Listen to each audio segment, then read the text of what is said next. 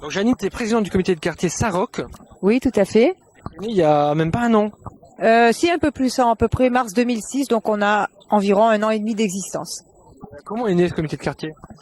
Ben, il est né de la disparition de la dispersion du collectif des Diables Bleus qui était sur le quartier des Casernes, de la constatation d'un manque criant d'équipement sur ce quartier et de la volonté finalement d'intervenir sur le devenir de ce quartier pour nous-mêmes et pour les enfants.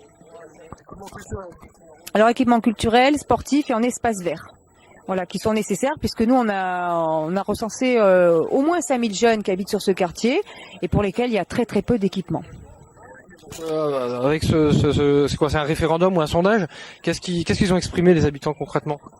On a fait d'abord dans un premier temps il y a un cahier de doléances qui a tourné et ensuite en association avec d'autres partenaires on a fait une véritable enquête publique qui a donné lieu ensuite à une réunion publique donc le 18 mai 2006 à la faculté de Saint-Jean d'Angély.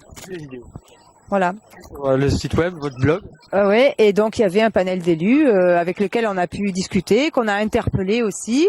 C'est un dossier qui est toujours en cours parce que malheureusement il faut se battre longtemps avant d'avoir un résultat. C'est quoi les difficultés quand on commence un comité de quartier? Parce que nous à Roubaix, ça fait 30 ans que ça existe, on va dire c'est installé, mais vous c'est quoi la difficulté quand on crée un comité de quartier? La difficulté du comité de quartier, c'est d'avoir un nombre suffisant d'adhérents pour pouvoir bouger. C'est que les gens se rencontrent, d'aller à la rencontre des gens qui peuvent être motivés. Et pour cela, d'ailleurs, l'outil Internet, l'outil blog est très intéressant parce que ça permet quand même de faire communiquer les gens entre eux, et de les joindre très rapidement. Donc là, il faut à la fois un travail sur le terrain, parler aux gens, leur expliquer, les convaincre, et puis en même temps pouvoir les joindre rapidement dans ce qu'on fait par Internet. C'est vachement bien, hein. Vous êtes aidé par le Hublot, donc il nous invite ici à cette petite journée de rencontre avec les habitants. Oui, tout à fait. Et ce sont des partenaires très précieux. Et puis Tania, est très chevronnée en informatique, ce que je ne suis pas. Donc elle manie beaucoup mieux le blog que moi, mais je suis en formation. Donc j'espère que bientôt je serai opérationnelle. Là, donc, t'as présenté ton comité de quartier, moi j'ai présenté le mien. Qu'est-ce qui t'a surpris dans ma présentation? Ce qui m'a surpris, c'est les moyens que vous avez. Vous avez des locaux, vous avez un terrain que vous prête la mairie pour faire des jardins collectifs. Vous avez beaucoup plus d'adhérents que nous. Donc peut-être parce que vous avez 30 ans d'existence, mais aussi parce que les pouvoirs publics dans votre région mettent des moyens à votre disposition que nous n'avons pas ici. Et peut-être aussi parce qu'il y a plus un esprit collectif, alors qu'ici nous souffrons de l'individualisme chronique. Certes, nous on est toujours en train de se plaindre aussi, hein, je te rassure. Comment tu qualifierais la politique municipale de Nice?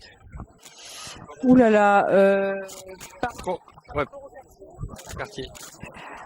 Par rapport au quartier, il y a les élus ne sont pas présents, les élus sont absents et il n'y a pas du tout de concertation par rapport aux besoins et aux attentes des habitants.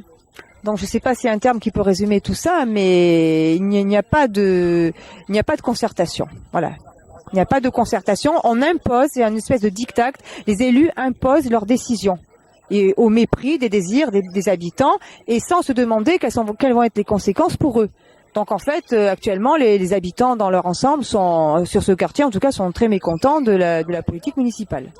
Les habitants commencent à se fédérer ou c'est encore assez passif? Eh bien, petit à petit, au fur et à mesure de nos actions, le nombre d'adhérents ou de personnes qui se mobilisent augmente. Donc, il y a une satisfaction parce qu'on voit que ce qu'on fait, ça correspond aux attentes des habitants.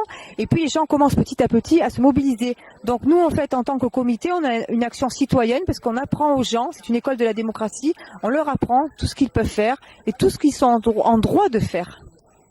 En tant que citoyen, on a le droit d'aller donner notre avis, on a le droit d'être écouté en tout cas. Oui, et puis on a le droit d'exiger certaines choses, la communication des informations, la clarté, la transparence sur les dossiers, ce qui n'est pas du tout le cas actuellement.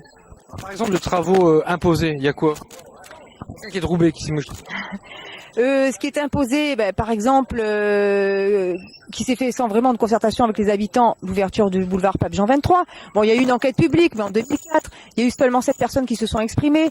Nous, au regard de cela, nous faisons tourner des pétitions qui ont déjà plusieurs centaines de signatures. Et les gens signent très volontiers et nous disent non, en tout cas, on veut pas qu'on enlève ni le micro-coulier et on veut pas qu'on ouvre cette route pour qu'elle devienne une autoroute. Saint-Jean d'Angély aussi, où là, par rapport au manque d'infrastructures du quartier, il n'y a aucune concertation et c'est nous qui sommes obligés d'aller alerter alerté les responsables en disant mais il n'y a pas de centre socio-culturel ici, il y a très peu d'équipements sportifs, il y a un manque d'espace vert. Et il y a beaucoup de jeunes sur ce quartier. Donc on a dit tout à l'heure au moins 5000 jeunes qui habitent sur ce quartier. Donc faites quelque chose, incluez dans la transformation de Saint-Jean d'Angély, qui succède aux casernes, incluez les infrastructures nécessaires aux habitants. On te répond, la mairie te répond? Au début, il n'y a pas de réponse. Mais comme après, on finit par mobiliser les médias, il y a quand même des réponses. Mais c'est vraiment très dur. On a l'impression d'une inertie totale, d'une surdité vraiment presque totale. En fait, moi qui est de Roubaix, qu'est-ce que tu me conseillerais? On va changer un peu de sujet. On te sent particulièrement remonté quand même. Oui, parce que c'est quand même, moi je trouve qu'ici, et c'est pas seulement sur ce quartier, il y a beaucoup d'habitants de Nice qui sont très mécontents. C'est comme si on volait la ville à ses habitants. C'est-à-dire comme s'il y avait une espèce d'OPA sur la ville et que les élus considéraient que la ville leur appartient. La ville ne leur appartient pas. Elle appartient à tout le monde et les habitants y vivent. Ils ont le droit aussi d'avoir ce qui leur convient.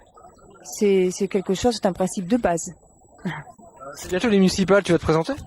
Non, moi je fais pas de politique. Notre comité est apolitique, mais disons que notre mission est d'intervenir auprès des responsables pour, je dirais pas les remettre dans le droit chemin, mais pour quand même leur faire comprendre qu'il y a des choses sur lesquelles on ne peut pas passer. Ça va être une campagne assez vive, j'imagine, à Nice. Ah oui, ben ça, la campagne s'annonce déjà assez vive. On sait qu'il y a déjà plusieurs élus de droite et de gauche qui se présentent. Le maire en place se représente. Bon, c'est son droit. Mais je pense que la personne qui pourra avoir une chance de passer, c'est la personne qui aura été le plus à l'écoute des habitants et de leurs besoins. Donc, allez, on sort de la politique. Qu'est-ce que tu vas me conseiller de voir à Nice? Alors d'abord, merci de m'avoir invité aussi, parce que découvrir Nice par ses habitants, par ses militants, c'est vachement bien. Ça me fait vraiment plaisir. Mais là, j'ai un peu joué au touriste. Qu'est-ce que tu me conseillerais de visiter à Nice? Il y a des choses, il y a des incontournables. Il y a la promenade des Anglais. Bon, peut-être tu l'as déjà vu. La place Masséna qui vient d'être transformée d'ailleurs à l'initiative du maire. Je pense qu'il faut pas rater le vieux Nice, donc qui est très typique et puis qui est quand même plus ou moins piéton. Avec notamment des églises baroques et des chapelles baroques qui sont très intéressantes. Il y a des musées aussi qui sont... alors il y a le musée Matisse à Cimiez par exemple. Et à Cimiez aussi il y a des bréas. Alors c'est-à-dire que Nice c'est très contrasté en fait. C'est ça qui est intéressant parce qu'il y a des choses très modernes, très classiques. Donc il y a les peintures de Louis Bréa qui est un peintre du XVIe siècle, peintre niçois. Donc dans l'église de Cimiez.